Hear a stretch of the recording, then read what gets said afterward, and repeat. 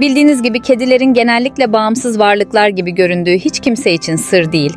Ancak bu dışa dönük sakinliğin arkasında göründüğünden çok daha derin ve çok yönlü bir duygusallık gizlidir. Hiç düşündünüz mü? Pofuduk dostunuzun yaramazlık yaptıktan sonra pişmanlık hissedip hissetmediğini ya da sizinle nasıl barışmaya çalıştığını. Öyleyse bunun cevabını daha fazla ertelemeyelim. Kedilerin duygusal dünyası nasıl çalışır? Bu şaşırtıcı hayvanlar oldukça karmaşık yaratıklar olup derinlikleriyle bazen şaşırtıcı olan zengin bir duygu yelpazesine sahiptirler. Biz insanlar gibi neşeye, ince bir hüzünden öfke patlamalarına kadar birçok durumu deneyimleyebilirler. Onların sevgisi güçlü ama o kadar açık bir şekilde ifade edilmeyen bir duygudur. Kediler sadece onları koruyanlarla değil, aynı zamanda akrabalarıyla da güçlü ve uzun vadeli bağlar kurabilirler. Bu nazik bağlılığın belirtileri son derece ince olabilir. Tüylerini nazikçe okşadığınızda sessizce mırlayabilirler, bacaklarınıza hafifçe yaslanabilirler veya sadece yanınızda sakin bir şekilde bulunup sizinle aynı alanı paylaşabilirler. Bu ince dikkat işaretleri, kedinin sizinle, onun bakımını üstlenen kişisiyle kademeli olarak oluşturduğu derin duygusal bağın yansımasıdır. Bir kedinin mutlu hali, rahat ve kaygısız davranışlarıyla kolayca fark edilebilir. Çevresinde rahat ve güvende hissettiğinde, görünmez hayaletlerin peşinden neşeyle koşabilir, yumuşak bir şekilde sırt üstü yuvarlanarak tüylü karnını gösterebilir veya huzurlu bir ifadeyle uzun süre ve istikrarlı bir şekilde mırlayabilir. Bu tür mutluluk anları gerçek kedi severler için paha biçilemezdir. Çünkü onların doğasının neşeli ve kaygısız yanını görmeyi sağlar. Maalesef biz insanlar gibi kediler de duyguların karanlık tonlarından uzak değildir. Melankoliye kapılabilir veya özlem hissedebilirler. Yaşam yerinin değiştirilmesi, bir dostun kaybı, ister insan ister başka bir kedi olsun, yakın bir kişinin uzun süreli yokluğu, tüm bunlar bir kedinin üzüntü hissetmesine neden olabilir. Bu, aktivitede azalma, oyunlara veya sevilmeye ilgisizlik ve biraz soğukluk şeklinde kendini gösterebilir. Bu tür anlarda hassasiyet ve anlayış göstermek, evcil hayvanınızı şefkat ve dikkatle sarmak, onun zor bir dönemi aşmasına yardımcı olmak çok önemlidir. İnsanlar gibi bir kedi de öfke yaşayabilir. Bu, alışılmış rutindeki değişikliklere, diğer hayvanlar veya insanlar ile olumsuz temaslara ya da bazen sadece karşılanmamış ihtiyaçlara yanıt olarak ortaya çıkabilir. Öfkesini agresif sesler, örneğin düşük homurtular veya tıslamayla ifade edebilir ve bazen keskin hareketlerle, patisiyle vuruşlar veya ısırmalar ile gösterebilir. Bu tür patlamalara maksimum sakinlik ve anlayışla tepki vermek, kedinin daha hızlı sakinleşebileceği ve tekrar dengeye kavuşabileceği istikrarlı, öngörülebilir bir ortam sağlamak önemlidir. Kediler suçlarını ve kötü davranışlarını anlar mı? Açıklığa kavuşturulması gereken ilk şey, kediler davranışlarını ahlaki açıdan doğru veya yanlış olarak kategorize etmezler. Bir bardağı devirmek kötü, kanepeyi tırmalamak kabul edilemez olduğu gibi bir değer ölçeğini bilmezler. Ancak bu, tepkilerinize karşı kayıtsız oldukları anlamına gelmez. İnsanların doğru veya yanlış kavramlarını anlamasalar da kesinlikle bir şeyden memnun olmadığınızı hissederler. Bunu nasıl algılarlar? Çünkü siz onlar için açık bir kitap gibisiniz. Sesiniz, yüz ifadeleriniz, beden hareketleriniz bunların hepsi anlaşılabilir sinyallerdir. Hayvanların bilişsel yetenekleri üzerine yapılan araştırmalara göre mırlayan kediler tonlamalara gerçekten duyarlıdır. Mutlu olduğunuzda sesiniz dostça, yumuşak gelir ve kedi için bu, mutlu anlarla ilişkilendirdiği bir iyi olma halinin işaretidir. Sevilmek, beslenmek, oyun oynamak. Ancak sinirliyseniz tonunuz değişir ve kedi bu değişiklikleri kolayca fark eder. Seslerin yanı sıra yüz ifadelerinizi de dikkatlice gözlemlerler. İtalya'daki Bari Üniversitesi'nde yapılan bir araştırma, kedilerin yüz ifadelerimizden duygularımızı okuyabildiklerini göstermiştir.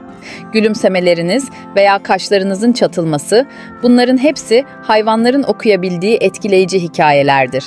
Başka bir deyişle, iyi veya kötü anlamak yerine sadece tepkilerinizden öğrenirler. Belirli bir şekilde tepki verdiğiniz anda, hayvan belirli bir eylemi duygusal tepkinizle ilişkilendirir. Bu nedenle neyin doğru ya da yanlış olduğu anlayışı büyük ölçüde bize bağlıdır. Biz esas olarak onların dünyasında ince ipuçları ve sinyallerle dolu öğretmenleri ve rehberleriyiz. Kediler gerçekten özür dileyebilir mi? Kedilerin ruh halinize duyarlı olduğunu fark ettiğinizde bir sonraki düşünce kendiliğinden ortaya çıkar. Özür dileyebilirler mi? İşte sorun burada. Tanıdık suçluluk duygusu tüm karmaşıklığıyla onlar için erişilemez. Kedinizin içten pişman bir bakışını veya küçük dillerinden net bir özür dilerim bekliyorsanız maalesef bu gerçekleşmeyecektir. Ancak suç duygusu kavramının olmamasına rağmen öfkelendiğinizi veya üzgün olduğunuzu mükemmel şekilde anlarlar ve bu tür anlarda uyumu yeniden sağlamaya çalışırlar. Yaramaz bir davranışın ardından kediniz size sevgi ve sıcaklık göstererek yaklaşıyorsa, bu kelimenin tam anlamıyla bir beni affet değil, daha çok şu şekilde bir jesttir. Üzgün olmanı istemiyorum. Huzur içinde yaşayalım. İnsanlar anlamında suç duygusu hissetmeseler de bu canlılar insanlarla olan etkileşimlerine büyük değer verirler. Doğuştan gelen bağımsızlıkları, derin duygusal bağları dışlamaz ve onlardan resmi bir özür beklemeseniz bile ilişkiyi eski haline getirmeye çalışacaklardır. Mırlama. İnsanların evrensel bir huzur sesi olsaydı, kedilerin mırlamasını ödünç almalıydılar. Özür dilerim diyemezler, ancak yaramaz bir davranışın ardından uzun süreli, derin titreşimler duyuyorsanız muhtemelen bu şekilde size yaklaşmaya çalışıyor olabilirler. Bu sakinleştirici sesin yoğunluğu bir tür kişileştirilmiş özür notu haline gelir. Yavaş göz kırpmak. Kedi dilinde yavaş ve akıcı göz kırpma güvenin ve rahatlamanın bir göstergesidir. Bir yaramazlık sonrasında evcil hayvanınız size gözlerinizi kapatarak bakıyorsa, bu kalbinizi yumuşatmak ve kırık bardağı unutmanıza yardımcı olmak için yapılan küçük görsel öpücüklerdir.